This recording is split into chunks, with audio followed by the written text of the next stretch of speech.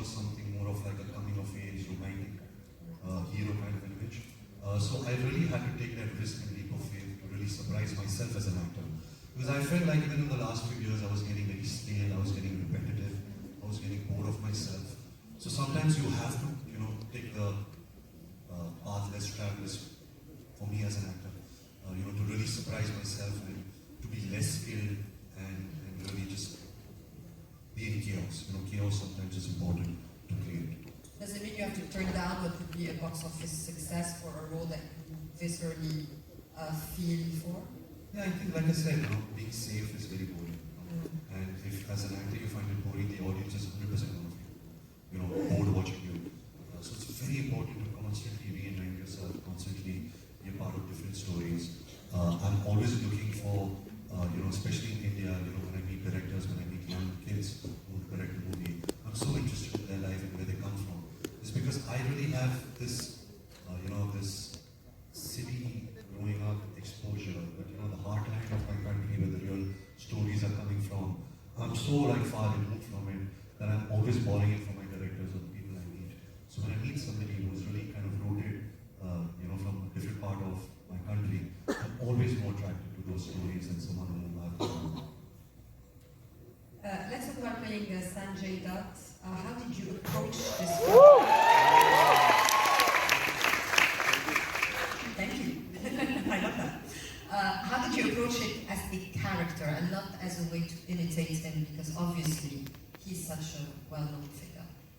Yeah, it was an extremely daunting task because I was doing a biopic of a very big Hindi movie star who had not retired, but is still very much working and doing so many movies.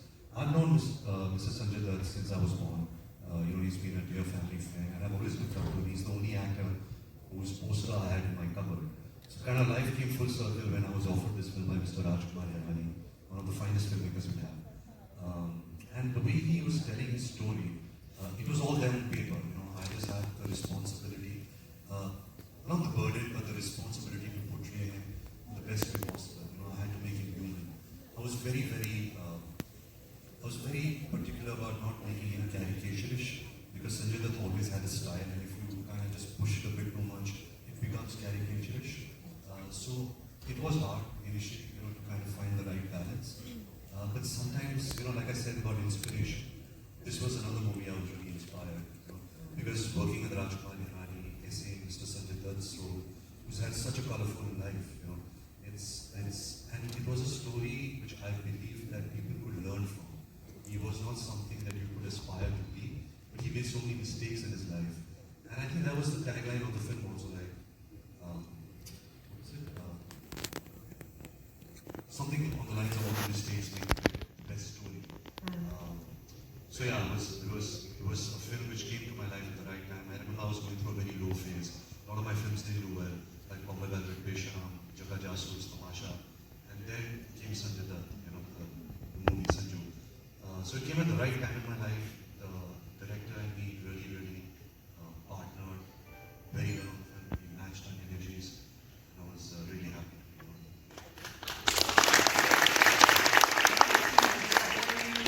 When you are in a downturn scope of a career, it helps you become more creative because you can sit down and think about what you want to do. Did you have that? Basically when the films were not completely as successful as the prior ones, how much did it make you more creative and more resolute to find the kind of projects that Sanjay Dutt? I think I speak for myself that failure has always taught me way more than successes. I take great pride in owning my failures. I'm not trying to blame my directors or producers. I think a film happens because the star has chosen that film, and that's how you get funding, and that's how the ecosystem works. So every failure I've had, it takes time to understand why those particular films failed. You may not understand it at year one or year two, but at some point you realize it. Like today, films like Tamasha and Rocket Singh, I really found its audience. People really come up to me a lot, especially with Tamasha. Yes. Right? That they say that it kind of changed their life, but when the film released, it never really found an audience. I guess because it had typical myself, so people were expecting like a Ye Jawani and Diwani kind of a film, and Tamasha was a very different genre film. But you have to learn from your mistakes. You may make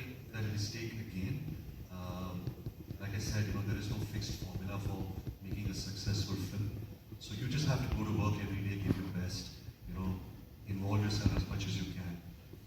And sometimes films like Sanju and a director like Rajkumar Hirani come at the right time is because they see sincerity, you know, in you as an actor, as an artist, and they're like, okay, this guy may not have successes, he may not be the biggest star that India has right now, but I see sincerity in him, I see hard work in him, and maybe I should work with him, and you know, and sometimes, you know, a bad film, like I did a film recently called Shamshera, which didn't really work at the box office, and that was the most hard I've ever worked in a film because it was, I had to put on a fake beard, we were shooting outdoors, physically it was really daunting, you know, a lot of horse riding, a lot of action, a lot of like the director was throwing mud on me every day because he wanted this dirty look. So all of that, I used to look up to God and like, please watch this, if not in this film, you know, give back in some film or the other. And that's what it is, you know, you just work hard and the result may not be there for that particular film, but somewhere in life, you know, it kind of balances out and you get the success. Yeah, exactly. I went to see the musical of Singing in the Rain the other day in Dubai, and then I read back about the film, and the film was not a success at the time. And then, you know, it acquired so much following with the years, so movies do age.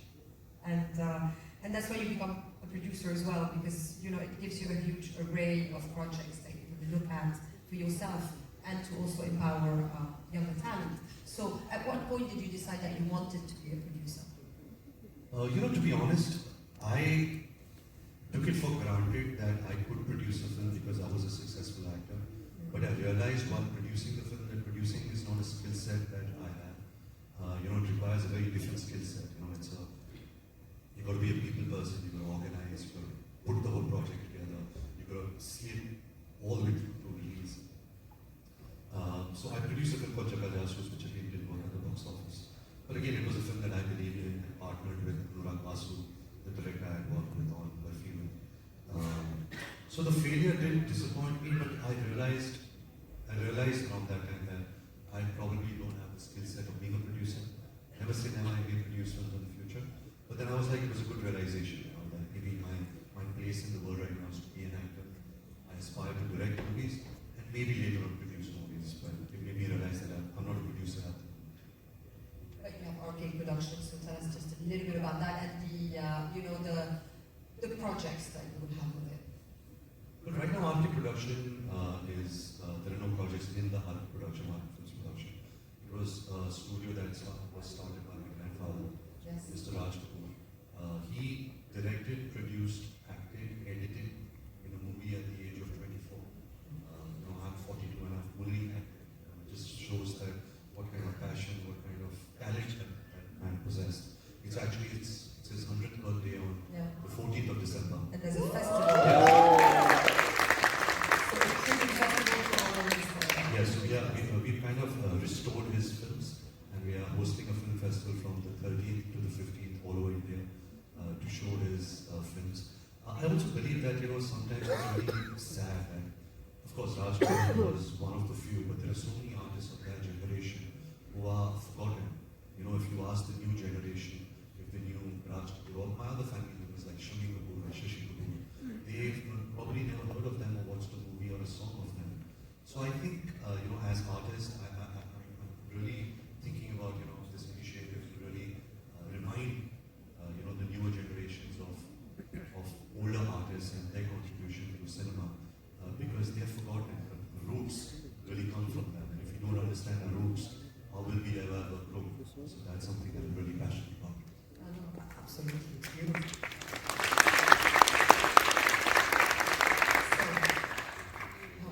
Right, Brahmastra, Part 1, Shiva.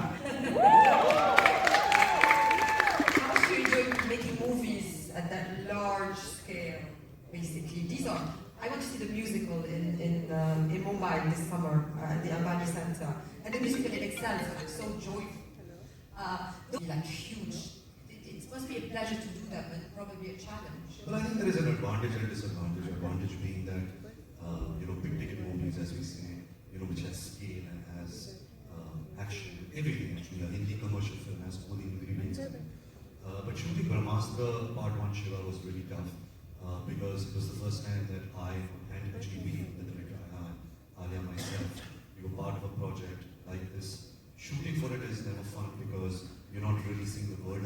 all glue. The world comes in later, where CG is concerned. It was very hard for us to achieve something like that. But I think, the first part is released and we have a continuing story. Very excited about the next two parts that we're going to start soon. I think this was just to kind of build the world, set the characters. But the film really starts now when we start part two, and I'm really excited to get on that journey. Yeah, there's such huge backstory to those stories. It just immerses you completely in a historical place. You've won a very large number of awards. What have they meant to you in each milestone of your career? Or, the E-Fest, Film Fest, Screen? I think awards are always great. It just kind of gives you a pat on your back for the work that you've done. But I think the most important and the most rewarding feeling is the audience's love. You may have all the awards. Even like this gentleman, when he brings a poster of Tamasha, or somebody tells me I love you. I think that there's no bigger reward in the world. No, absolutely.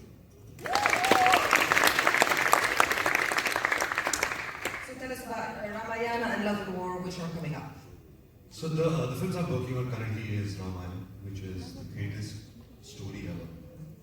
My childhood friend Amit Malhotra, somebody who is so passionately making this film, has got the best of all the artists from the world, all creative people, the crew. It's directed by Nitesh Tiwari. It's made over 2 parts. I've finished the shooting of part 1 and I'll start part 2 soon.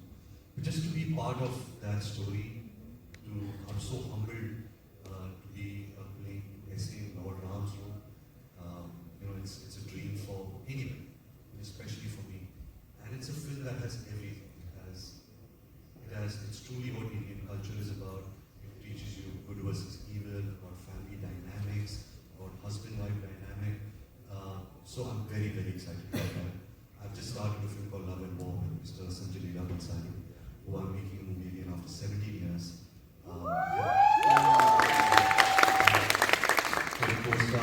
My co-stars are probably 2 of the finest actors in Indian cinema. That's my wife Alia Bhatt and Vicky Kaushal, 2 of my favorite actors. And I think Mr. Bhansali is one of the last of the masters. He's somebody who's given us such great cinema year after year. And even today, I work with him, and he has the same amount of passion, same amount of artistry. His genius is just unparalleled. So just to be a part of his movies, his characters, is truly a pleasure. I'm very excited about that. Then I'll get on to Animal Park, which is part 2 of and then the Brahmastra stories will continue. So that's what my current You are a busy bee. And also you take a lot of time to look at the world around you and to shed the light on important causes to you. One of them is women empowerment. The festival is all about empowering female filmmakers. So how important is that to you? Well, I think as an artist, especially somebody who's in a position who has a voice, I think it's our responsibility to. There are certain evils and there are certain stigmas around the world, and I think as an artist, you have the opportunity to break that. Of course, my job is to entertain, but even in the entertainment, the garb of entertainment, if I can do something which can bring about a positive change to society, to the people, I think that's something which I have always believed in, and I will continue to believe in. What is closest to your heart in terms of the causes that you champion? Everything, women empowerment, defense, education. There are so many causes we can go on, and I think not just through your movies, even through an interview or through an ad film or through an appearance, if you can support and champion certain causes, it's your duty, it's your responsibility, and if you don't do it, there's nobody else to do it. That's very true. Tell us about your lifestyle brand. There's something exciting that you're working on. Yes, so it's a brand called Arts. It's a lifestyle brand. 5 years back, I was thinking I have 2 choices. I could either direct a movie or start a brand.